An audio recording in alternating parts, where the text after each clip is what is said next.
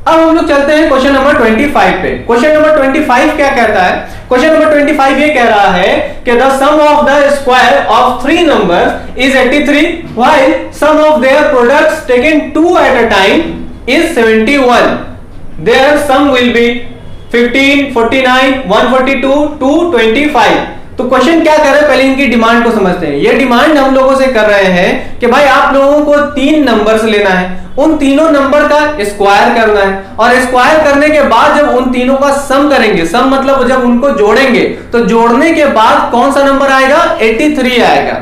और उसके बाद ये कह रहा है क्वेश्चन कि फिर उन्हीं नंबर्स को आप लोगों को क्या करना है? मल्टीप्लाई करना है, उनके प्रोडक्ट्स करना है। तो प्रोडक्ट्स कैसे करना है कि एक टाइम में आप लोगों को 2 नंबर लेना है, एक टाइम में 2 नंबर लेना है, और उसके बाद फिर उनका मल्टीप्लाई करने के बाद उनको उनके प्रोडक्ट निकालने के बाद उनको सम करना है, यानी उनको जोड़ना है। तो उनको जोड़कर कितना आएगा? 71 आएगा। तो क्या ये बात हम लोगों को पता है कि वो किस नंबर के बारे में कह रहा है? तो हम लोगों को उस नंबर के बारे में, जिस नंबर के बारे में ये कह रहा है, नहीं पता है। तो नहीं पता है तो हम लोग क्या करते हैं? वेरिएबल लेते हैं। तो यहां पे जो मैंने वेरिएबल यूज किया है वो कौन है? ABC। क्लियर है ना? क्योंकि 3 नंबर की बात कर रहा है, तो तीनों नंबर में वो मान लेते हैं कि नंबर, पहला नंबर A होगा, दूसरा नंबर B होगा, तो तीसरा नंबर कौन होगा? C होगा। अब इन्हीं का स्क्वायर करने को कह रहा है, तो इनका स्क्वायर किया हम लोगों ने, और इनका स्क्वायर करने के बाद कह रहा है कि इन्हीं को ऐड कीजिए, तो इन्हीं को ऐड भी कर दिया। ऐड करने के बाद 83 कह रहा है, तो 83 भी लगा दिया।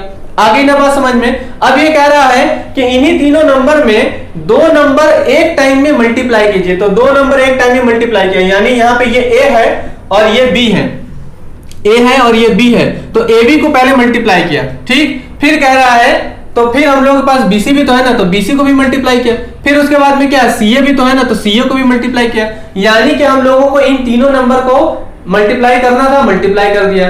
एक बार में 2 लेकर मल्टीप्लाई करना था, 2 लेकर मल्टीप्लाई कर दिया।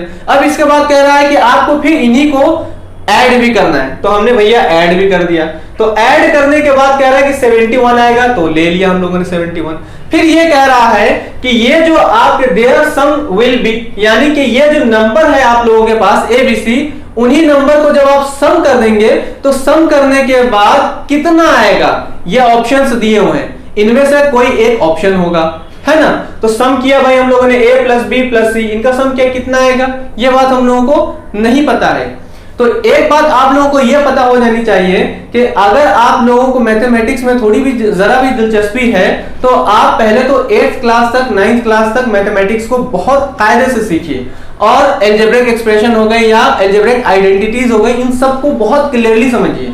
तब आपको इस तरह के क्वेश्चन को सॉल्व करने में बहुत आसानी हो जाएगी, हलवा लगने लगेगा ये क्वेश्चन।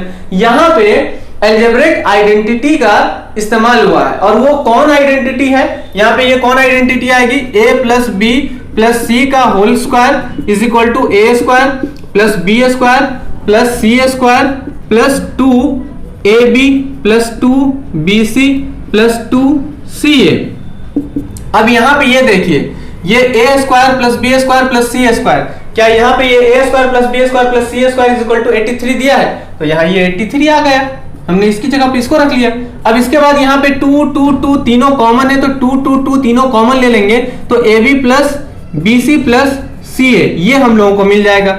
अब यहाँ से 83 + 2, और ये देखिए यहाँ AB + BC + CA, AB + BC + CA कितना दिया हुआ है? 71 दिया है ना, तो यहाँ पे 71 लिख लेंगे।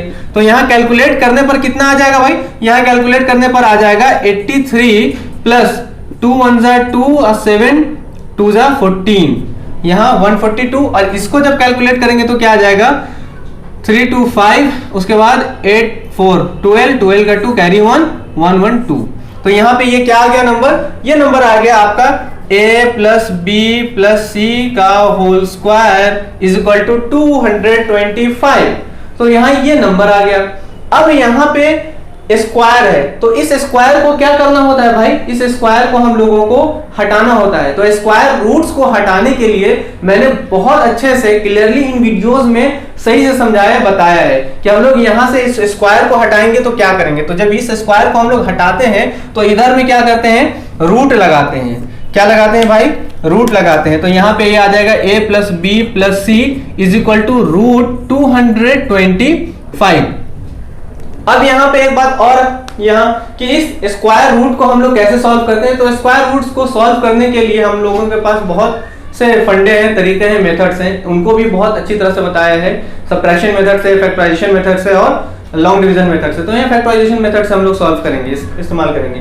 इसका मतलब यही होता है कि ये 225 वो कौन सा ऐसा नंबर है जिसका ये स्क्वायर आता है, जिस नंबर के स्क्वायर में ये आता है। तो वो नंबर है हम लोगों के पास 15 का स्क्वायर करने पर हम लोगों को क्या मिल जाता है, 225 आ जाता है। तो अब हम लोगों को बन जाना है सनी देओल। तो हम लोग बन गए सनी देओल। सनी देओल बनने के बाद हम लोगों ने क्या किया, सलाखें तोड़ दी। यानी इस सलाखे को क्या करना है, इस जेल को क्या करना है, तोड़ना है। तो तोड़ेगा कौन, ये पावर तोड़ देगी। तो पावर के तोड़ते ही हम लोगों का नंबर कितना आ जाएगा, 15 आ जाएगा। यानी a plus B plus C is equal to क्या आ गया हम लोगों के पास, हम लोगों के पास आ गया 15। तो ये आंसर हम लोगों का क्या हो गया, that is 15। Is that clear ना।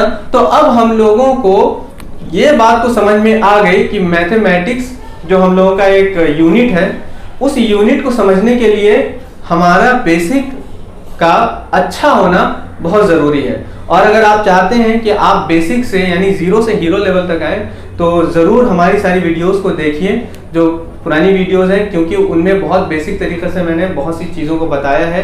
आप अगर कहेंगे, कमेंट सेक्शन में बताएंगे, तो हम उसी तरह से उन वीडियोस को भी आप तक पहुंचाएंगे जो आपकी डिमांड होगी इंशाल्लाह ताला।